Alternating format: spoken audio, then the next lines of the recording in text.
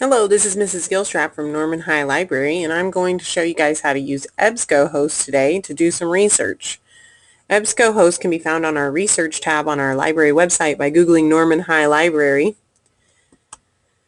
There is a home access code, so if you get home and you can't get past this, then you can go back to our Research Symboloo, and if you're logged into your school Gmail account, click on that and it'll have the home access password.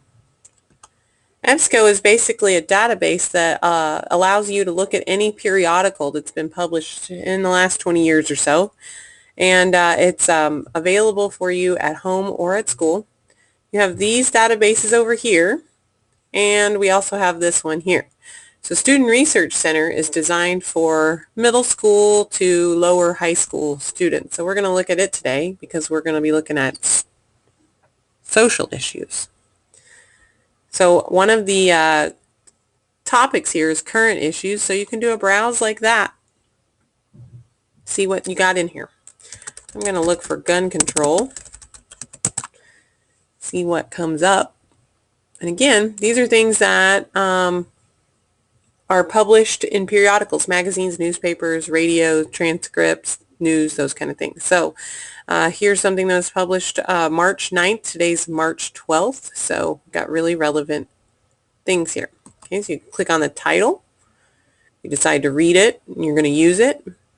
Now here is why I don't like CQ Researcher, and that is the citation is not intuitive. So here's the full text. If you want the citation, you're going to click on Save, and then you're going to click, make sure you have the MLA citation over here. You're going to click Save again, and here is the works cited information right here. So you can copy and paste that into wherever you want to put it. Okay? Or you could save the file from there. The other thing that's in EBSCOHost is, so over here we looked at the Student Research Center. The other one is EBSCOHost Web, which is a lot more advanced. It's more designed for upper high school and college level students because you have so much information in here. But I like it a lot more because there is more information, and it also does the citation for you a lot easier. So the first thing you're going to do is you're going to select what kind of database do you want. So do you want general news? There's art and architecture. It all just depends on what you are researching. Okay, so one of the things I'm researching is gun control. So I could pick here on law and political science databases. I might also look under psychology and sociology databases. I'm going to look at the law first here, and I just check mark this box here, and that's going to highlight all the databases that I want to look through, and I will click continue. Okay, that brings up our search. The very first thing you want to do is right here where it says full text, check mark that box, or you're going to be very frustrated at the end of the searching because you'll have things that you can't really have access to.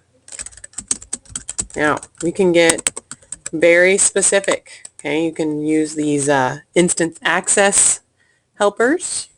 Okay, we can also keep it wide open and just say gun control. Now that brought up 12,000 different articles. That might be too much. Look, we even have things from 1929. Since this is social issues, I'm going to bump it up to only maybe in the last year and see what happens when we update. See what happens when we update. Now we're down to 6,000. Still a lot.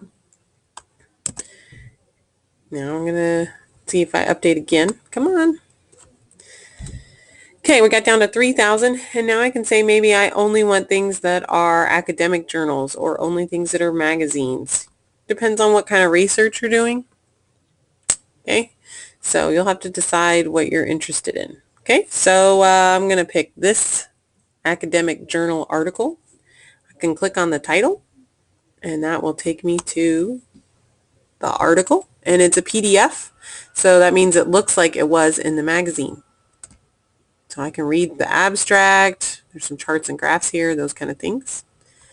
I can email this article to myself. I can add it to a folder. Now the folder, you need to set up an account if you're going to keep it in the folder, because it'll disappear when you log out. But one of the things you want to pay attention to is over here in this right hand corner is there's a citation paper, and that will bring up our MLA citation, so we can copy and paste that into our bibliography. Another thing you might want to grab while you're getting that is the permalink, which is up here at the top. You'll see it's different than the URL up here. This is the link that if you click on it, it'll go right back to this article, and you won't have to do all that searching again. So copy and paste that along with your bibliography information. So this is Mrs. Gilstrap, and I went over how to use EBSCOHost and Student Research Center to do research on social issues. You can use it for lots of other things too. Student Research Center is designed for younger students, and the citation's a little clunky on it. EBSCOHost is designed for older students, and it's a lot of information, but the citation's real easy to use. As always, if you have any questions, you can call, email, tweet, or come into the library and see Mrs. Gilstrap or Mrs. Pangburn. Thanks for stopping by.